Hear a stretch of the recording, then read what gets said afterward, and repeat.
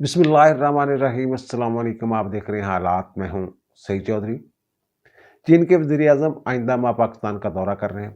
इस दौरे और शंघाई ताउन तंजीम के इजलास को सबताज करने के लिए पीटीआई ने एक घिनौना मनसूबा बनाया है। आप साजिश भी कह सकते हैं।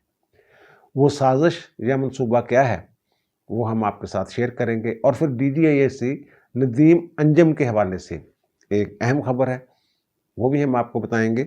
लेकिन इससे पहले वो जो 26वीं आईनी तरमीम, मुजवज़ा 26वीं आईनी तरमीम है, उसके हवाले से जो कई दिनों से रौला शला पड़ा हुआ है, इस हवाले से हम बात करेंगे। और इन्होंने पीटीआई के वकील ने उसको चैलेंज भी कर दिया है सुप्रीम कोर्ट में।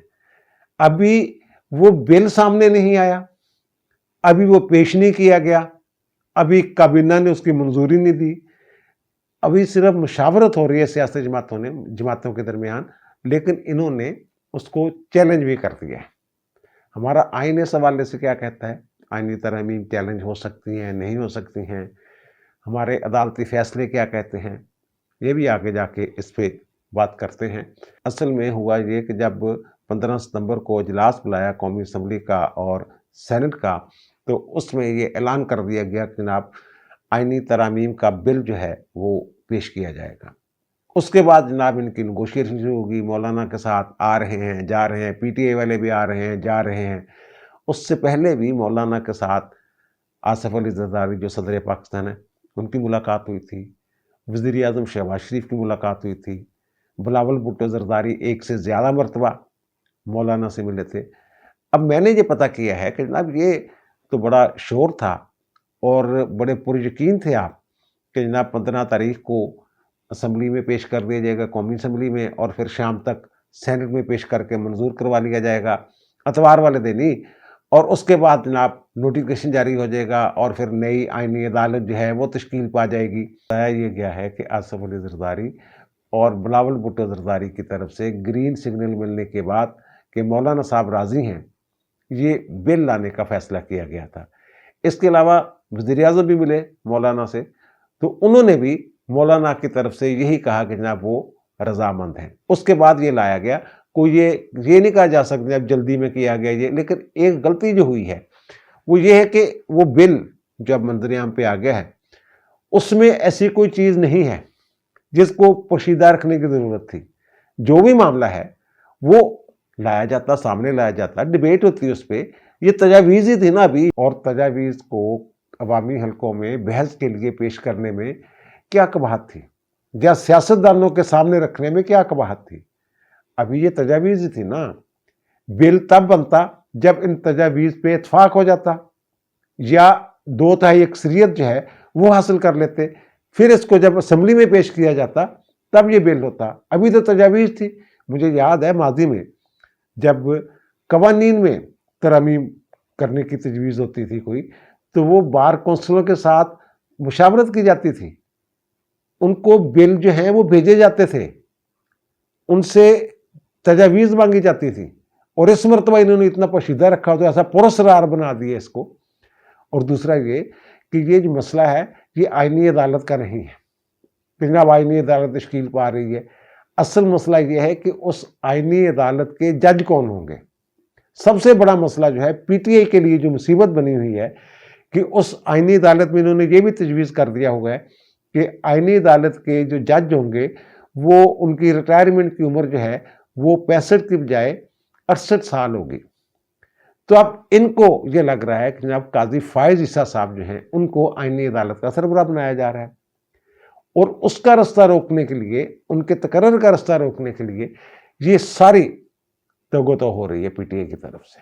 और काजी साहब के बारे में ये कैसे वसूख से कहा जा सकता है कि वो इस आइनी अदालत की सरबराही कबूल कर लेंगे? असल मसला ये है क्योंकि जो आइन की तशरीह के मामलात हैं, जो इस वक्त सुप्रीम कोर्ट में ज़ेर इल्तवा हैं या अभी आने हैं बहुत सारे मामलात, तो वो तो सारे चले जाने उस अदालत के पास।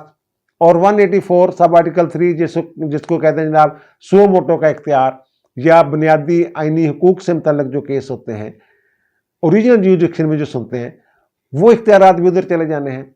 और फिर जो आइन का आर्टिकल 17 है کہ کسی جماعت پہ اگر پابندی لگانی ہوتی ہے تو پھر وہ اس کا ریفرنس جو ہے وہ سپریم کورٹ میں جاتا ہے، تو وہ اختیار جو ہے وہ بھی آئینی سپریم کورٹ کے پاس پہنچ جانا تھا۔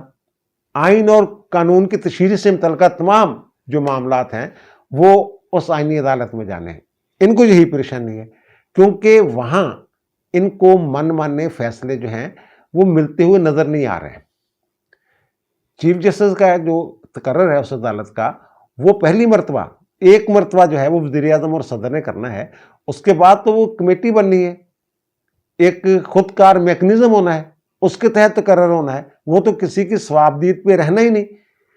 ان کو یہ اب کہتے ہیں نا پنجابی پڑتو پہ آیا کہ پتہ نہیں کی ہو جانا۔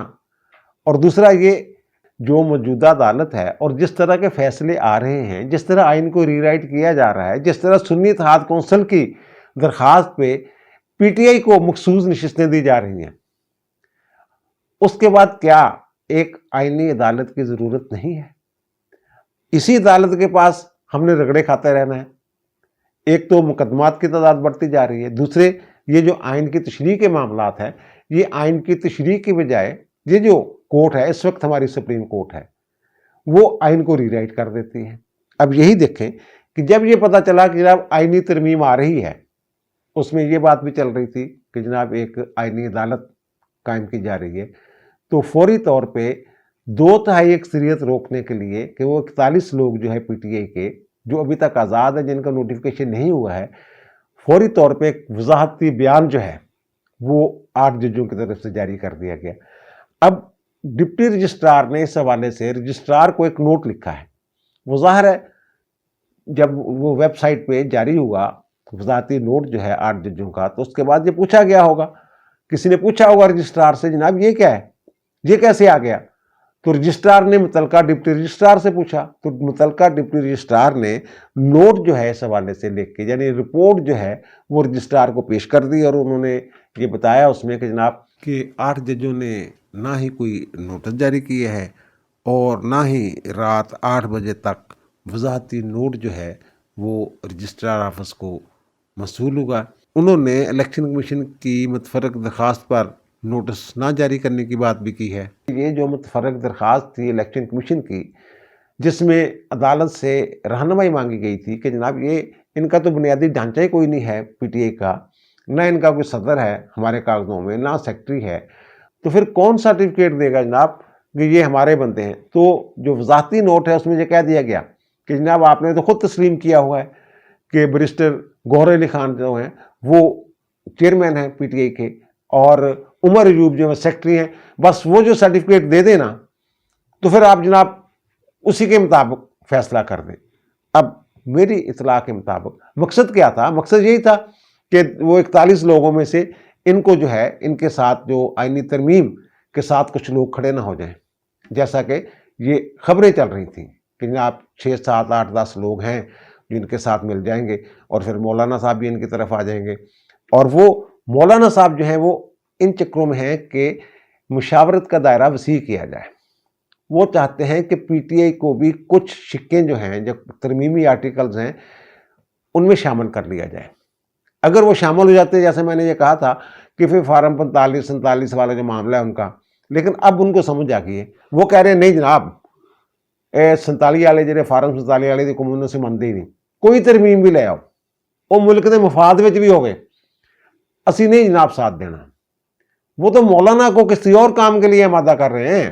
اب یہ بھی دیکھنے والی بات ہے کہ جو 8 ججوں نے کہہ دیا ہے کہ فی الفور ہمارے فیصلے پہ عمل درآمد کیا جائے، اور اگر عمل نہیں کیا جاتا تو پھر اس کے نتائج جو ہیں وہ بھگتنا ہوں گے، تو کیا الیکشن کمیشن فوری طور پہ اس حکم نامے پر عمل درآمد کرنے کے لیے تیار ہے؟ اب 16 سپتمبر کو اجلاس ہوتا ہے الیکشن کمیشن کا، وہاں سے جو خبر مجھ تک پہنچی ہے میں آگاہ کر دیتا ہوں۔ ایک تو یہ ہے کہ جناب ہمیں نوٹس نہیں دیا گیا، ہم وضاحت کرتے ہیں جناب ہم نہیں مان رہے ان کو اپنا چیئرمین پی ٹی آئی کا گوہر علی خان صاحب کو، یہ تاثر غلط ہے۔ اور دوسری بات جو وہاں کی گئی ہے، اجلاس میرے خیال آج بدھ کو پھر ہوگا ایک مرتبہ، ان کی جو لیگل ٹیم ہے ان کے ساتھ جو مشاورت ہوئی ہے 5 ارکان کی الیکشن کمیشن کی، تو وہاں یہ پتہ چلا ہے کہ انہوں نے یہ کہا ہے کہ جناب ایک طرف یہ عدالت کا فیصلہ ہے اور دوسری طرف پارلیمنٹ کی طرف سے الیکشنز ایکٹ میں ترامیم منظور کی جا چکی ہیں. ان ترامیم کی روشنی میں اس فیصلے کا ہم نے جائزہ لینا ہے کہ اس پہ عمل ہو سکتا ہے یا نہیں ہو سکتا. جو مجھے لگ رہا ہے 16 ستمبر کے اجلاس کی کارروائی جو مجھ تک پہنچی ہے ذرائع سے، الیکشن کمیشن جو ہے اس موڈ میں نہیں ہے سردست کہ سپریم کورٹ کے فیصلے پہ جیسے وہ کہہ رہے ہیں کہ فوری طور پہ عمل کیا جائے، وہ مجھے عمل کرتے ہوئے نظر نہیں آ رہے. اور دوسری طرف جو انہوں نے چیلنج کر دیا ہے، عابد زبیری صاحب ہیں ایک تو سپریم کورٹ بار کے سابق صدر ہیں، اور شفقت محمود چوہان صاحب ہیں جو پاکستان بار کونسل کے رکن ہیں، ان سمیت پی ٹی آئی کے کچھ وکلا نے سپریم کورٹ میں ایک درخواست دائر کی ہے کہ جناب یہ ایک بل لایا جا رہا ہے، بل کو روکا جائے، آئینی ترامیم کا بل.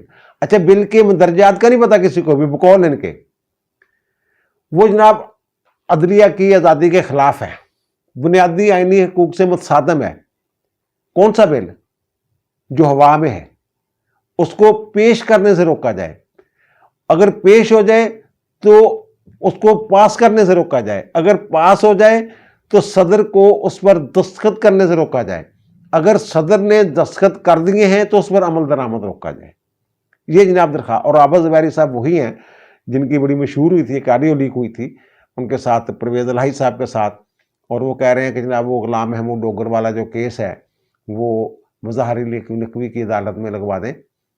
یہ وہ صاحبان ہیں عدلیہ کی آزادی کے علمبردار. ان کو ایسی عدلیہ چاہیے، انڈیپینڈنٹ عدلیہ نہیں چاہیے ان کو. اچھا، اب یہ کہہ رہے ہیں جناب یہ بنیادی آئینی ڈھانچے سے متصادم ہے، عدلیہ کی آزادی سے متصادم ہے. جو ہمارا آئین کا آرٹیکل ہے نا 239، اس میں بہت واضح طور پہ یہ لکھا گیا ہے کہ اس کا جو دونوں سیکشن ہے، دونوں وہ میں آپ کو دکھا رہا ہوں.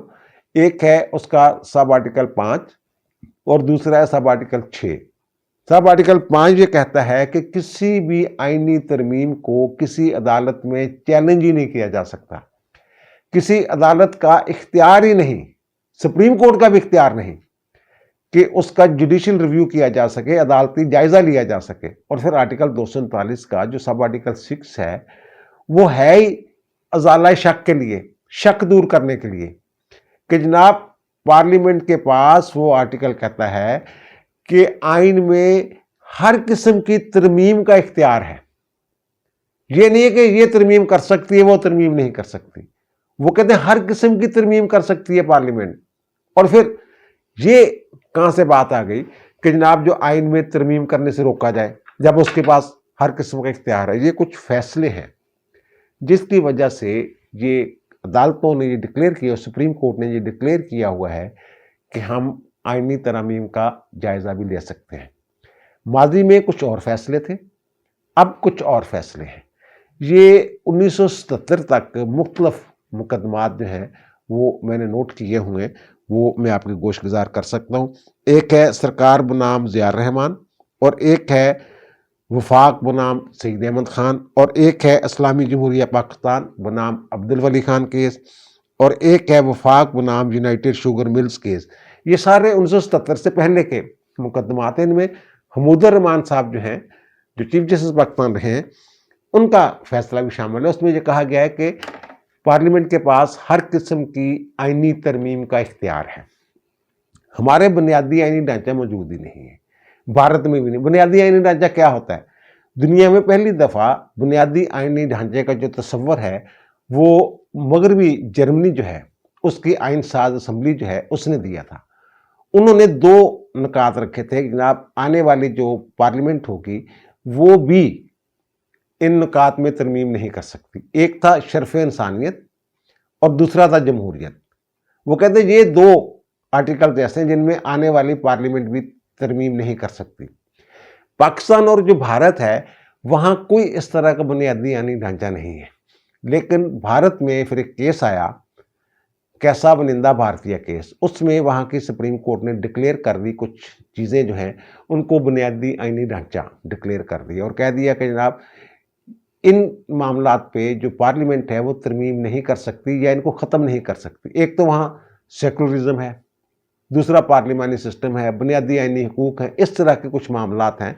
एक लंबी चौड़ी लिस्ट जो है उन्होंने वो जो है दी है कि अगर ऐसी कोई तरमीम आती है तो फिर अदलिया की आज़ादी भी उसमें शामिल है, आज़ाद इलेक्शन भी उसमें शामिल है, जो भारत वाली बात है उसकी मैं बात कर रहा हूँ।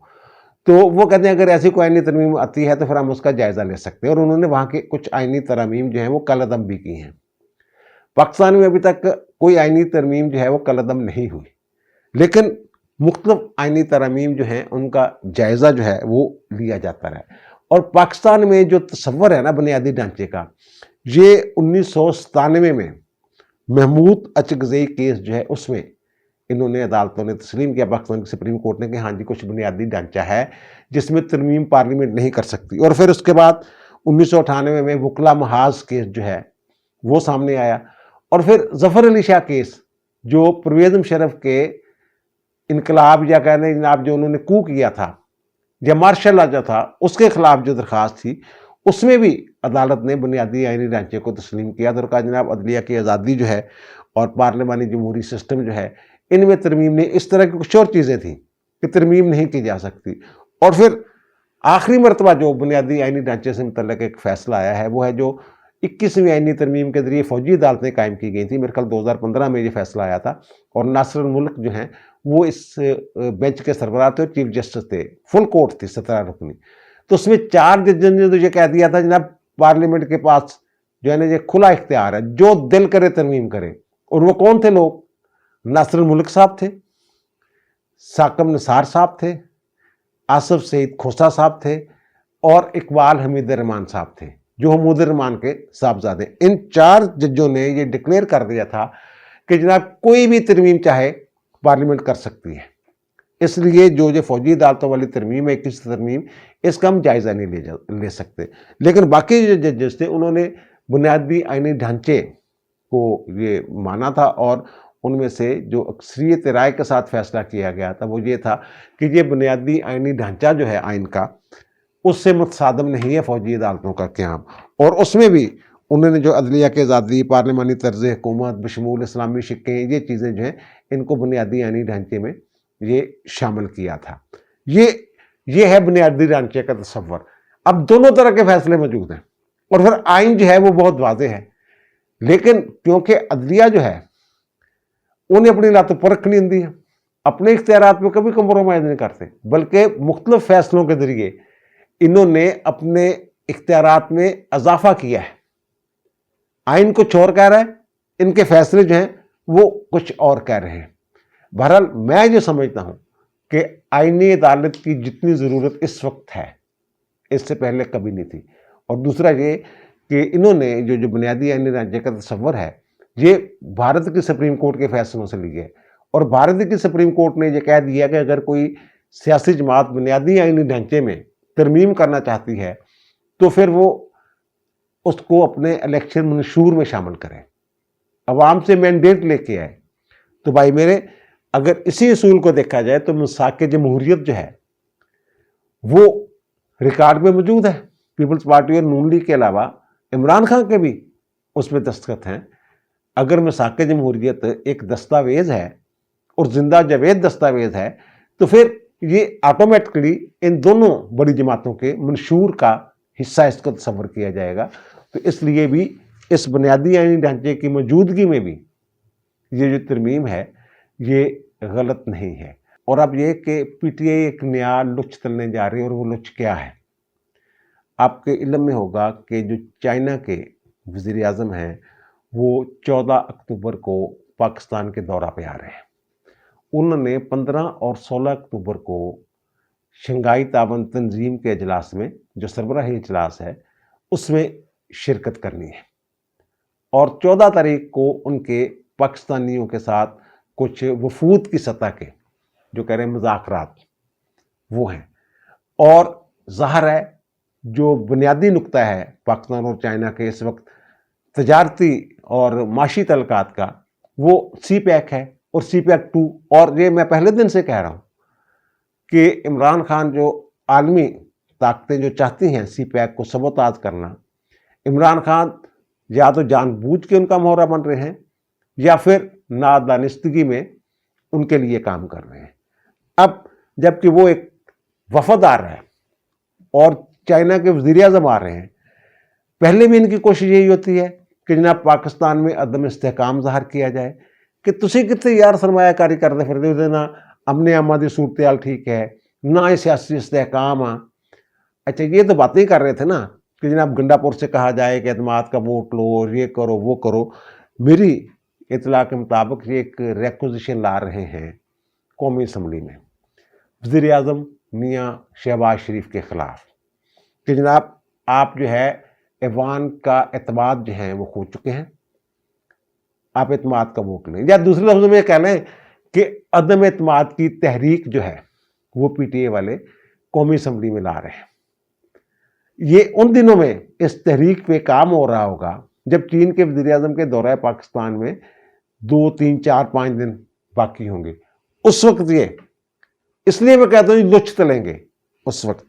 اور آخری خبر جو ہے وہ یہ ہے کہ D G I S I کے حوالے سے یہ ایک دو دن سے بڑا چرچا ہے کہ جناب D G I S I ندی انجم صاحب کی جو صاحبزادی ہیں ان کی شادی ہے اسی ماہ، شاید جمعے کے دن، تو وہ جناب ان کی جو شادی ہو رہی ہے وہ پی ٹی آئی کے ایم پی اے ہیں کیپٹن عزت جاوید خان صاحب، یہ پی پی 228 لودھراں سے ایم پی ہیں، تو ان کے صاحبزادے کے ساتھ ان کی جو بیٹی ہے اس کی شادی ہو رہی ہے۔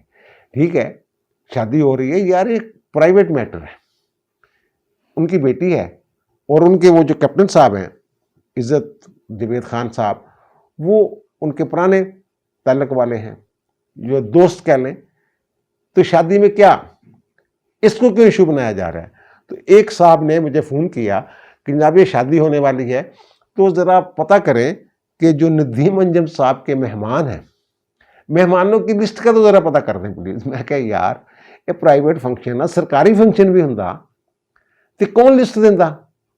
میرا اس معاملے نہ کی تعلق کہ ندیم انجم صاحب دے مہمانوں دی لسٹ کا پتہ کر، وہ یہ دیکھنا تھا کہ باجوہ صاحب کا نام ہے اس میں نہیں ہے۔ میں کہا ہوئے یا نہ ہوئے، وہ تو ذاتی اس سرکاری طور پہ کوئی تھوڑی تقریب منائی جا رہی ہے، ایک پرائیویٹ تقریب ہے، جنوں دل کرے وہ مہمان بلاوے، دل کرے نہ بلاوے، دل کرے آرمی چیف نو ہی نہ بلاوے، کسی نے بھی نہ بلاوے، اپنے کسی کلیگ نو ہی نہ بلاوے، اپنی برادری نے بھی نہ بلاوے، تو ساڈا اتنا کی تعلق ہے یار؟ نہیں یار پتہ کرنا بڑا ضروری ہے، وہ لسٹ بڑی اہم ہے، اور دوسری طرف والے لسٹ بھی بڑی اہم ہے کہ دوسری والے تو پتہ کر لا یار، تینوں اتنی جو خبر ہے گی فلاں دے۔ اس دوران نا میں نے وہ کوئی پتہ شتہ کیا ادھر ادھر سے، تو ایویں سے ایک بحث سی کہہ لیں نا دوستوں میں چڑھ گئی۔ تو اب اٹھتی خبر یہ ہے کہ ندیم انجم صاحب جو ہیں، آپ کو یاد ہی ہوگا کہ ندیم انجم صاحب جو ہیں وہ ریٹائر ہو چکے ہیں، اور ٹل فردر آرڈر جو ہے ان کا جو حکم ہے کہ اگلے حکم تک وہ یہ اس عہدے پہ کام کرتے رہیں گے۔ اب خبر یہ ہے کہ بطور D G I S I یہ شاید ان کی آخری پرائیویٹ کوئی کہنے تقریب ہے جو بیٹے کی شادی ہے، اس کے بعد ان کی جگہ نئے ڈی جی ایس آئی جو ہے اس کا تقرر ہو جائے گا۔ اس کا مطلب یہ ہے کہ ہفتہ 10 دن 12 دن 15 دن اس سے زیادہ شاید نہ لگے، جو مجھے اطلاع ہے، لیکن ظاہر ہے بہت خفیہ رکھا جاتا ہے معاملات کو۔ لیکن اٹھتی خبر جو مجھ تک آئی ہے کہ جو ندیم انجم صاحب ہیں وہ اب تبدیل ہونے والے ہیں، ان کا جو ٹل فردر آرڈر والا حکم ہے نا وہ واپس لے لیا جائے گا۔ ظاہر ہے پھر نئے جو ڈی جی ایس آئی ہیں ان کا تقرر ہوگا۔ اور آخر میں یہ کہ ہماری وزارت خارجہ جو ہے اس نے بڑا احتجاج کیا ہے افغان ناظمین امور کو طلب کر کے کہ جناب علی مین گنڈا پور والی تقریب میں آپ کے جو پشاور کے قونصل جنرل تھے محب اللہ شاکر، اور ایک ان کے ساتھ دوسرے سفارتکار تھے، جب پاکستان کا قومی ترانہ بجایا گیا تو وہ کھڑے نہیں ہوئے اٹھ کے۔ تو ترجمان نے ویسے وضاحت کی ہے کہ جناب کیونکہ اس میں میوزک ہے تو اس لیے وہ کھڑے نہیں ہوئے، جو ہمارا قومی ترانہ تھا افغانستان کا اس میں بھی کوئی میوزک تھا، اس لیے ہم نے اسے جو ہے اس پر بھی پابندی لگائی ہوئی ہے۔ اگر بچے پڑھتے یا میوزک نہ ہوتا تو وہ کھڑے بھی ہوتے احترام میں اور سینے پہ ہاتھ بھی رکھتے۔ بہرحال یہ تو ٹھیک ہے، ہمارا احتجاج بنتا ہے، ہم نے کیا ہے، ان سے تو ہم احتجاج کر رہے ہیں، لیکن جس کی تقریب میں یہ ہوا ہے اس سے کسی نے پوچھا ہے؟ اس نے کوئی وضاحت مانگی ہے ان سے اس نے ان سے کہا, کوئی اشارہ بھی کیا تقریب میں کہ سر کھڑے ہو جائیں, یا وہاں یہ بات ہونی چاہیے تھی کہ جناب مجھے بڑا احترام ہے, کوسٹل جنرل صاحب کہتے ہیں پاکستان کے ترانے کا, لیکن جو میوزک ہے اس وجہ سے جو ہے ہم کھڑے نہیں ہوئے. وہاں یہ کہہ دیتے, معذرت کر لیتے, جناب مجھے بڑا افسوس ہے, اور اس سے کوئی نہیں پوچھ رہا گنڈا پور سے. جناب آپ ان کے ساتھ بڑی پنگیں بڑھا رہے ہیں, افغانستان کے ساتھ مذاکرات کی بات کر رہے ہیں, اور آپ کی تقریب میں یہ ہوا ہے. اور چند دن پہلے سرفراز بگٹی جو وزیر اعلیٰ بلوچستان ہے, ان کی تقریب میں پیچھے ایک بچہ بیٹھا ہوا تھا, تو وہ کھڑا نہیں ہوا, لڑکایا. تو انہوں نے جناب کہا کہ آپ نکل جائیں, آپ کو اگر ہمارے ترانے کا احترام نہیں تو آپ یہاں کے بیٹھے ہو کیا کر رہے ہیں. وہ بعد میں پتہ چلا کہ وہ لڑکے نے باہر جا کے معذرت بھی کی, معافی بھی مانگی. لیکن یہ رویہ ہے ان کا, ان سے کوئی نہیں پوچھتا گنڈا پور صاحب سے. جب آپ کی تقریب میں یہ ہوا ہے. اب دیجیے مجھے اجازت, انشاءاللہ دوبارہ ملاقات ہوگی نئے ویلاگ کے ساتھ. اللہ تعالیٰ آپ پر, مجھ پر, ہم سب پر مہربان رہے. اللہ حافظ.